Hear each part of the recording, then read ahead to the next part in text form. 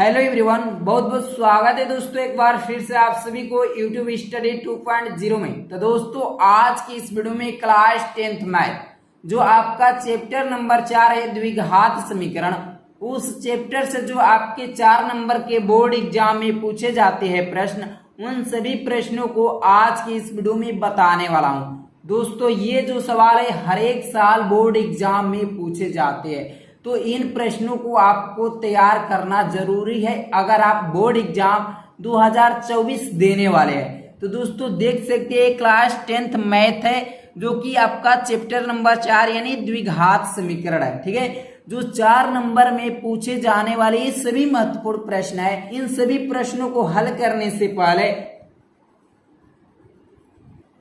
द्विघात समीकरण के मूलों की प्रकृति को जानना पड़ेगा। ठीक है, द्विघात समीकरण के मूलों को प्रकृति बहुत सारे सवाल इस पर आधारित है। ठीक है, इस द्विघात समीकरण के मूलों की प्रकृति आप जान लीजिए क्योंकि ये बहुत ही द्विघात समीकरण चैप्टर का महत्वपूर्ण टॉपिक है। ठीक है, द्विघात समीकरण ax square plus B X plus C equal to 0, जो आपका ax square plus B X plus C equal to 0 है, ये द्विघात समीकरण का मानक रूप है। ठीक है, द्विघात समीकरण का मानक रूप क्या है? ax square plus B X plus C equal to 0 होता है। ठीक है, के मूलों की प्रकृति उसके विविक्तकरण यानी d, जो आपका विविक्तकरण को d से प्रदर्शित करते हैं, उसका सूत्र क्या होता है? बी स्क्वायर माइनस 4ac होता है, कि मान पर निर्भर करती है।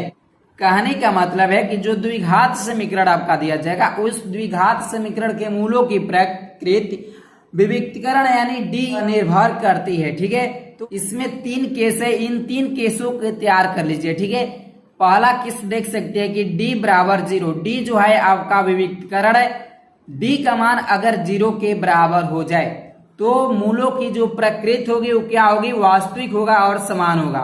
वास्तविक और समान कब होगा? जब विविक्तकरण यानी डी का मान 0 के बराबर हो जाएगा तब। ठीक है, अगला केस 2 नंबर देख सकते हैं कि d का मान 0 से बड़ा हो। जब d का मान 0 से बड़ा हो तब मूलों की प्रकृति क्या होगी? तो वास्तविक होगा, परिमेय होगा और असमान होगा। परिमेय कब होगा? जब विविक्तकरण पूर्ण वर्ग हो तब। ठीक है, जब विविक्तकरण पूर्ण वर्ग हो तब वास्तविक होगा, परिमेय होगा और असमान होगा। और 3 नंबर केस में देख सकते हैं कि d का मान जो है 0 से छोटा हो जाए। क्या हो जाए? d का मान 0 से छोटा हो जाए तब मूलों की प्रकृति क्या होगी? तो काल्पनिक होगी। इन सभी 3 केसों को ध्यान में रखेंगे, इस पर आधारित सभी प्रश्नों का जवाब आप दे सकेंगे। ठीक है, तो चलिए प्रश्न की ओर बढ़ते हैं। प्रश्न नंबर पहला क्या है? प्रश्न नंबर पहला देख सकते हैं, यदि द्विघात समीकरण 3x square minus 2kx plus 2m equal to 0 के मूल x बराबर 2 तथा x बराबर 3 है तो k और m के मान ज्ञात कीजिए। देख सकते हैं जो ये प्रश्न है 19 में, 20 में, 22 में, 23 में लगातार पूछे जाने वाले ये सभी प्रश्न है दोस्तों। और द्विघात समीकरण के मूल क्या होता है दोस्तों? तो जब आप द्विघात समीकरण को हल करेंगे तो जो भी x का मान प्राप्त होगा वही आपका मूल होता है। क्या होता है? वही आपका मूल होता है। तो देख सकते हैं सवाल में क्या कर रहा है कि आपको ये इस द्विघात समीकरण का मूल्य दे दिया है, यानी x का मान दे दिया है, x बराबर 2 और x बराबर 3 है। ठीक है, तो आपको k और m का मान ज्ञात करना है। तो इसे कैसे हल करेंगे? वीडियो को शुरू से लेकर अंत तक देखिए। जो आपका समीकरण दिया है उस समीकरण को लिखेंगे। समीकरण क्या है? 3x square minus 2kx plus में 2m इजकल टू 0 है, ये आपका द्विघात समीकरण है। ठीक है, और x बराबर 2 तथा x बराबर 3, एक बार x के स्थान पर 2 रखिए और एक बार x के स्थान पर 3 रखेंगे। ठीक है, तो यहाँ पर लिखना पड़ेगा कि समीकरण में x बराबर 2 रखने पर, ठीक है, एक बार x बराबर 2 रख लीजिए और एक बार x बराबर 3 रखेंगे। तो समीकरण में x बराबर 2 रखने पर तो x जहां जहां है वहां पर आपको 2 रखना पड़ेगा। ठीक है, तो देख सकते हैं कि 3 और x के स्थान पर 2 का वर्ग है। ठीक है, तो 2 को वर्ग कर दीजिए और आगे देख सकते हैं माइनस से 2k और x के स्थान पर क्या है 2 रखेंगे, प्लस में 2m इजकल टू में 0 कर दीजिए। ठीक है, तो देख सकते हैं कि 2 का वर्ग कितना होता है, तो 4 होता है, और 4 में जब 3 से गुणा करेंगे तो कितना हो जाएगा 12 हो जाएगा, माइनस में 2 2 ने क्या कितना हो जाएगा 4 हो जाएगा, और ये k हो जाएगा 4k हो जाएगा, प्लस में 2m इजकल टू 0 हो जाएगा। ठीक है, जब आप इसको इस पक्ष में लाएंगे तो माइनस में ये 4k है और इस पक्ष में आएगा तो कितना हो जाएगा प्लस में 4k हो जाएगा, और ये प्लस में आए इस पक्ष में आएगा तो माइनस में 2m हो जाएगा, और प्लस में ये इसी पक्ष में है तो पॉजिटिव में ही 12 होगा। ठीक है, इसको समीकरण नंबर 1 मान लीजिए। क्या है, इसको समीकरण नंबर 1 मानेंगे, और एक बार x का मान x बराबर 3 रखने पर। ठीक है, तो यहां पर लिखेंगे कि पुनः समीकरण में x बराबर 3 रखने पर, क्या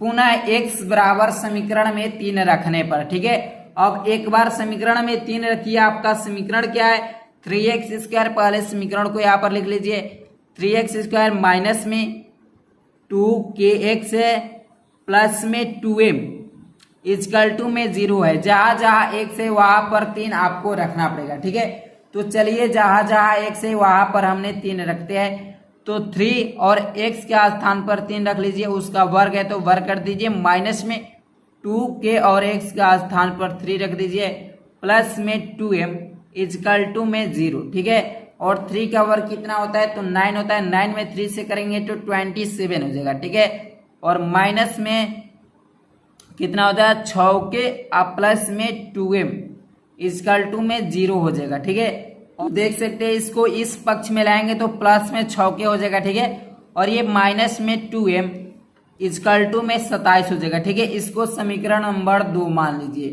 क्या मान लीजिए, इसको समीकरण नंबर 2 मान लीजिए।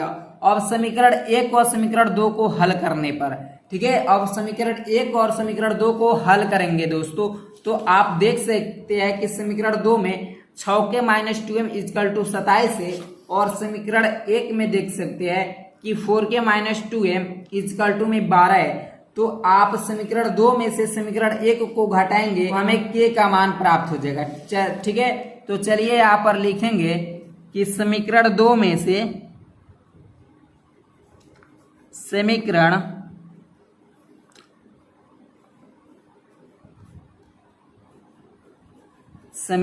1 को घटाने पर, ठीक है, समीकरण 1 को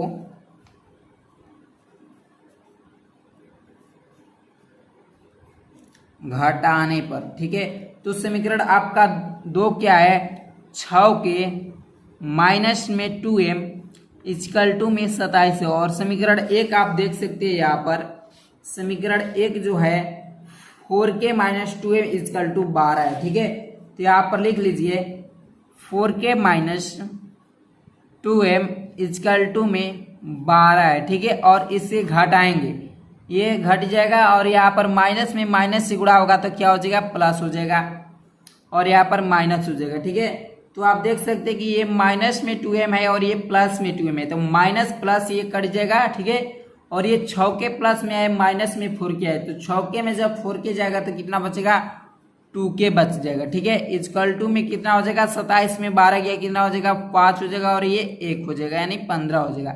तो आपका जो k का मान निकला वो कितना निकला, तो k इजकल टू कितना हो जाएगा 15/2। k का हमें मान प्राप्त हो गया 15/2, और आप इस k के मान को समीकरण 1 या समीकरण 2 किसी भी समीकरण में रख दीजिए। तो चलिए यहाँ पर लिखते हैं कि k का मान, क्या लिखेंगे कि k का मान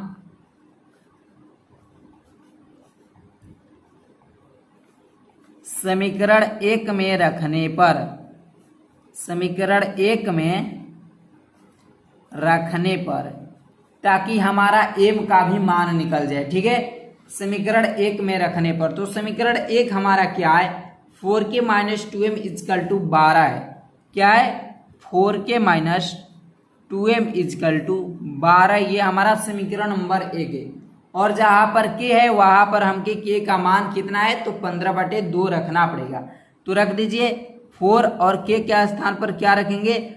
15/2 माइनस में 2m इजकल टू में 12। ठीक है, और देख सकते हैं 2 से ये 4 कितने बार में कट जाएगा? 2 बार में। 15 में 2 से गुणा करेंगे 30 हो जाएगा, माइनस में 2m इजकल टू में 12, ये 30 और इस पक्ष में 12 आएगा तो माइनस में 12 हो जाएगा। ठीक है, और इजकल टू ये इस पक्ष में आएगा तो प्लस में 2m हो जाएगा। ठीक है, और 30 में 12 जाएगा तो कितना बचेगा? 18 इजकल टू में 2m हो जाएगा। और m का हमें मान निकलना है तो m इजकल टू कितना हो जाएगा? 18/2, यानी m का जो मान हमें प्राप्त होगा वो 9 प्राप्त हो जाएगा। तो k का मान हमें कितना प्राप्त हुआ? तो k इजकल टू 15/2 और m इजकल टू 9 प्राप्त होगा। तो लिखेंगे कि इस द्विघात समीकरण में जो k का मान है 15/2 है और m का मान 9 है। ठीक है, आपका प्रश्न नंबर 2 है कि m के किन मानों के लिए समीकरण है ये कि m+1 x² to m+3x plus में 2m+3 इजकल टू 0 के मूल समान होंगे। दोस्तों मैं अभी बताया कि द्विघात समीकरण में मूलों की प्रकृति को मैंने बताया कि मूल कब समान होंगे। तो आप देख सकते हैं कि d इजकल टू 0, जब d का मान 0 के बराबर हो जाए तब मूलों की प्रकृति जो होगी समान होगी। क्या होगी? समान होगी। तो d इजकल टू 0 बराबर हमको रखेंगे तो हमें इसका मान प्राप्त हो जाएगा। तो यहाँ पर लिखेंगे कि द्विघात समीकरण का मूल समान होगा। लिखेंगे कि द्विघात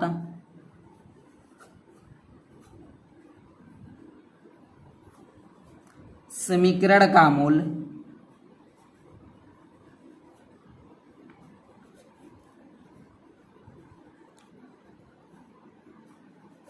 समान होगा जब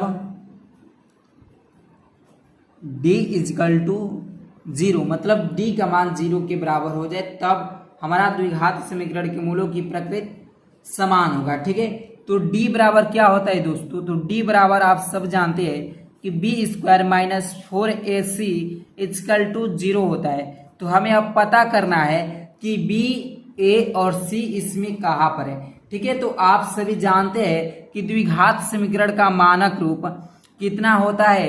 तो द्विघात समीकरण का जो मानक रूप होता है ax² प्लस में bx प्लस में c इजकल टू में 0, ये आपका द्विघात समीकरण के मानक रूप होता है।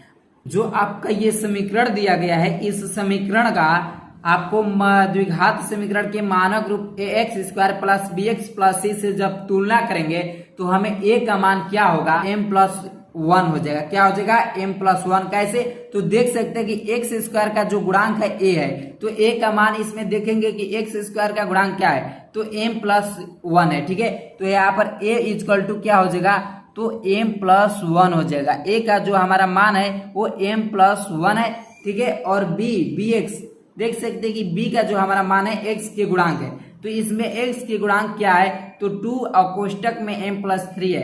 तो हमें जो b का मान होगा b इजकल टू क्या हो जाएगा? 2 और कोष्टक में m+3 हो जाएगा। ठीक है, और c इजकल टू क्या हो जाएगा? तो c देख सकते हैं कि 2m+3 है। ठीक है, 2m+3 है हमारा c का मान। तो आपको अब क्या करना है? मूल कब समान होता है? जब d इजकल टू 0, d का मान 0 के बराबर हो जाए। ठीक है, तो हमें d बराबर क्या होता है? b² माइनस 4ac होता है। तो क्या होता है? b² माइनस में 4ac इजकल टू में 0 होता है। ठीक है, b, a और c के स्थान पर जो आपका मान है इसको रखने पर, ठीक है, रखेंगे। तो b के स्थान पर क्या रखेंगे? 2 कोष्टक में m+3। ठीक है, 2 कोष्टक में m+3 और इसका वर्ग कर देंगे। ठीक है, तो होल वर्ग 2 के साथ भी वर्ग होगा तो वर्ग कर देंगे। ठीक है, और माइनस में क्या करेंगे? 4 और a के स्थान पर क्या लिखेंगे? m+1 लिखेंगे। क्या लिखेंगे? m+1। और b, c के स्थान पर क्या लिखेंगे? तो 2m+3 लिखेंगे। क्या लिखेंगे? 2m+3 लिखेंगे। तो दोस्तों 2 का वर्ग कितना होता है, तो 4 होता है। ठीक है, और a प्लस बी के फार्मूला पर इसे तोड़ना पड़ेगा। a प्लस बी के होल स्क्वायर क्या होता है, तो a स्क्वायर क्या लिखेंगे कि a स्क्वायर, a के स्थान पर m है तो m स्क्वायर हो जाएगा, और b स्क्वायर के स्थान पर 3, b के स्थान पर 3 है तो b स्क्वायर इक्वल टू 9 हो जाएगा, और प्लस में 2ab होता है, तो 2 में 3 से गुणा करेंगे तो 6m हो जाएगा। ठीक है, 6m हो जाएगा, और माइनस में अब 4 है और इसमें इससे गुणा कर दीजिए। जब m में 2m से गुणा करेंगे तो 2m स्क्वायर हो जाएगा, और m में 3 से गुणा करेंगे तो प्लस में 3m हो जाएगा। ठीक है, और 1 में 2m से गुणा करेंगे तो 2m हो जाएगा, और 3 में गुणा करेंगे तो 3 हो जाएगा। ठीक है, अब देख सकते हैं इसमें 4 से गुणा कीजिए तो 4m स्क्वायर हो जाएगा, प्लस में 9 में 4 से गुणा करेंगे तो 36 हो जाएगा, प्लस में 6 में 4 से गुणा करेंगे तो 24m हो जाएगा। ठीक है, जब 4 में 2 से गुणा करेंगे तो 4 दूनी 8m स्क्वायर हो जाएगा, माइनस में ये प्लस है ये माइनस में, तो प्लस में माइनस से गुणा करेंगे तो क्या हो जाएगा, माइनस हो जाएगा, 4 12m हो जाएगा, और प्लस में माइनस से गुणा करेंगे तो माइनस में कितना हो जाएगा 8m हो जाएगा, और माइनस में 4 कितना हो जाएगा 12 हो जाएगा। ठीक है, आप देख सकते हैं यहाँ पर इसको लिखेंगे 4m स्क्वायर प्लस में 36 और प्लस में 24m माइनस में 8m स्क्वायर, और देख सकते हैं कि माइनस में 12m है और ये माइनस में 8m है, तो माइनस में 20m हो जाएगा और माइनस में 12 हो जाएगा। ठीक है, आप देख सकते हैं कि ये 4m स्क्वायर है, माइनस में 8m स्क्वायर है, तो कितना हो जाएगा माइनस में 4m स्क्वायर हो जाएगा। ठीक है, ये प्लस में 36 है, और देख सकते हैं कि माइनस में 12 है, तो 36 में 12 जाएगा कितना हो जाएगा 24 हो जाएगा। ठीक है, अब देख सकते हैं कि प्लस में 24m है और ये माइनस में 20m है, तो 24m में 20m जाएगा तो कितना बचेगा प्लस में 4m इक्वल टू में कितना हो जाएगा 0 हो जाएगा। ठीक है, रूप में लिख दीजिए माइनस में 4m स्क्वायर और प्लस में 4m और कितना हो जाएगा प्लस में 24 इक्वल टू में 0। आप देख सकते हैं कि ये एक द्विघात समीकरण के रूप में है। किसके रूप में है, द्विघात समीकरण के रूप में। तो चलिए इसे श्रीधराचार्य सूत्र से हल करते हैं। तो लिखेंगे श्रीधराचार्य सूत्र से, क्या लिखेंगे, यहाँ पर लिखना पड़ेगा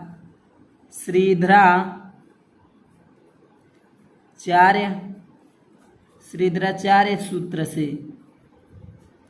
और श्रीधराचार्य का सूत्र क्या होता है, माइनस में B plus minus under root में बी स्क्वायर माइनस में 4ac अपान में 2a होता है। ये श्रीधराचार्य सूत्र होता है। ठीक है, माइनस में B plus minus under root के अंदर में B square minus 4ac plus में 2a।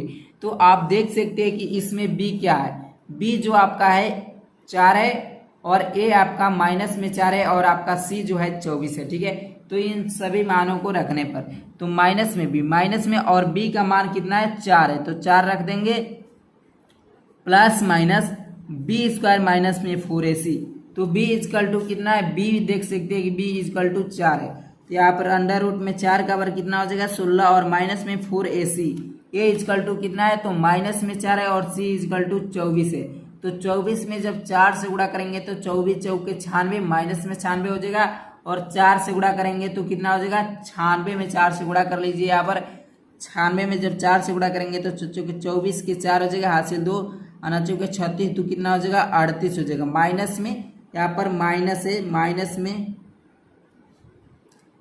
माइनस में होगा यहाँ पर -4 है, तो ठीक है, और माइनस में माइनस से यहाँ पर गुणा करेंगे तो 4 हो जाएगा, कितना हो जाएगा 384। ठीक है, अब बट्टा में 2 है, 2 और a के स्थान पर क्या है माइनस में 4 है, तो माइनस में 4 और 2 से गुणा करेंगे माइनस में 8 हो जाएगा। ठीक है, अब आप देख सकते हैं कि माइनस में 4 है और प्लस माइनस अंडर रूट के अंदर में देख सकते हैं कि 16 में 384 में और 16 को जब जोड़ेंगे तो 6 4 10 हो जाएगा। और देख सकते हैं कि 8 9 1 हासिल 10 के 0 हासिल 1 हो जाएगा 3 और 1 हासिल 4, बट्टा में कितना हो जाएगा माइनस में 8 हो जाएगा। अब देख सकते हैं कि माइनस में 4 प्लस माइनस ये 400 अंडर रूट में से बाहर निकलेगा 20, बट्टा में माइनस में 8 हो जाएगा। ठीक है, आपको एक बार पॉजिटिव लीजिए और एक बार नेगेटिव। चलिए यहाँ पर लिखेंगे कि पॉजिटिव लेने पर, क्या लेने पर, एक बार पॉजिटिव ले लीजिए, तो यहाँ पर मैंने पॉजिटिव ले रहा हूँ। पॉजिटिव लेने पर जब आप पॉजिटिव लेंगे तो क्या हो जाएगा, माइनस में 4 है और ये प्लस में हो जाएगा 20, बट्टा में माइनस में 8 हो जाएगा। ठीक है, और 20 में 4 जाएगा तो 16 हो जाएगा और बट्टा में -8, तो आपको अंश को हर को प्लस करेंगे तो -1 से अंश और हर में गुणा करेंगे तो -1 से अंश और हर में गुणा कर दीजिए तो ये माइनस में 16 हो जाएगा और बट्टा में 8 हो जाएगा प्लस में। तो ये कितना बार में कट जाएगा तो 2 बार में, ठीक है। एक बार 2 आया और एक बार निगेटिव ले लीजिए, निगेटिव लेने पर, ठीक है, एक बार निगेटिव ले लीजिए। निगेटिव लेने पर क्या हो जाएगा माइनस में 4 और माइनस में 20 हो जाएगा और बट्टा में क्या हो जाएगा माइनस में 8 हो जाएगा। तो ये देख सकते हैं कि माइनस में कितना हो जाएगा 24 हो जाएगा और बट्टा में -8, माइनस माइनस से कैंसिल हो जाएगा और अतिरिक्त 24 3 बार में। तो जो आपका x का मान प्राप्त होगा, एक 2 प्राप्त होगा और 3 प्राप्त होगा, माइनस में 2 है, ठीक है, एक -2 प्राप्त हुआ और एक 3 प्राप्त हुआ। तो आपका ये किसका मान प्राप्त हुआ, तो आपका जो m का मान प्राप्त होगा वो एक -2 प्राप्त होगा और 3 प्राप्त हुआ, ठीक है। तो समीकरण सवाल क्या कहता था कि ये m के किन मानों के लिए जो ये समीकरण होगा, ये समीकरण के मूल समान होगा।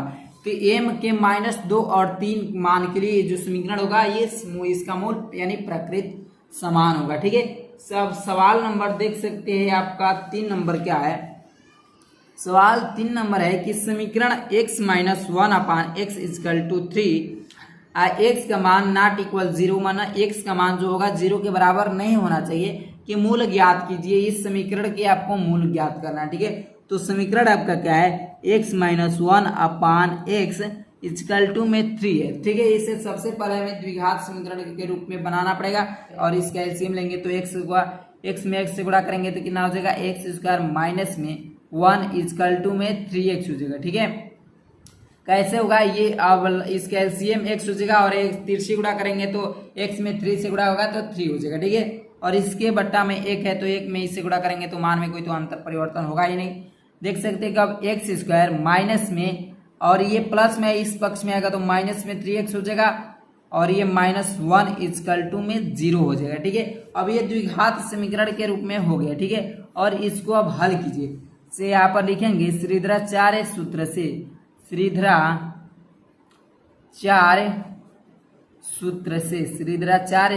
श्रीधराचार्य का सूत्र क्या होता है कि माइनस में भी प्लस माइनस √b² माइनस में 4ac अपान में 2a होता है, ठीक है। तो यहाँ पर लिखेंगे कि a = कितना है, इस समीकरण में देख सकते हैं कि यहाँ पर x² का गुणांक कुछ नहीं है तो 1 है, क्या है 1 है। तो a = 1 हो जाएगा और b = कितना हो जाएगा तो माइनस में 3 हो जाएगा, ठीक है। x के गुणांक जो होता है वो b होता है तो b = -3 हो जाएगा और c = यहाँ पर देख सकते हैं कि -1 है तो -1 लिख लेंगे। अब चलिए इस श्रीधराचार्य के सूत्र में रखेंगे तो माइनस में b, तो यहाँ पर -3 पहले से और माइनस में माइनस से गुणा होगा तो प्लस हो जाएगा, तो प्लस में 3 हो जाएगा और प्लस माइनस अंडर के अंदर में क्या हो जाएगा b², -3 का वर्ग जब करेंगे तो 9 हो जाएगा और माइनस में 4ac, a में c से गुणा करेंगे, जब 1 में 1 से गुणा करेंगे तो -1 हो जाएगा और 4 में -1 से गुणा करेंगे तो -4 हो गया और पहले से ही माइनस है तो माइनस में माइनस से गुणा होगा तो प्लस हो जाएगा, ये 4 हो जाएगा और बट्टा में कितना हो जाएगा 2a हो जाएगा, 2 में 1 से गुणा करेंगे तो 2 हो जाएगा, ठीक है। अब देख सकते हैं कि 3 और प्लस माइनस अंडर में 9 4 कितना हो जाएगा 13 हो जाएगा और बट्टा में 2। एक बार पॉजिटिव ले लीजिए और एक बार निगेटिव ले लीजिए। तो यहाँ पर लिखेंगे कि पॉजिटिव लेने पर, क्या लेने पर पॉजिटिव लेंगे तो ये 3 प्लस में अंडर के अंदर में 13 बट्टा में 2, एक मान ये हो जाएगा और एक बार निगेटिव लेंगे, ठीक है। जब निगेटिव लेंगे तो क्या हो जाएगा 3 माइनस अंडर में 13 अपान में 2 हो जाएगा, ठीक है। आपका सवाल क्या कह रहा था, सवाल कह रहा था कि इस समीकरण के मूल ज्ञात कीजिए। जो इस समीकरण के मूल होगा वो होगा 3 प्लस अंडर में 13 अपान 2 और एक होगा 3 माइनस अंडर में 13 अपान 2 हो जाएगा।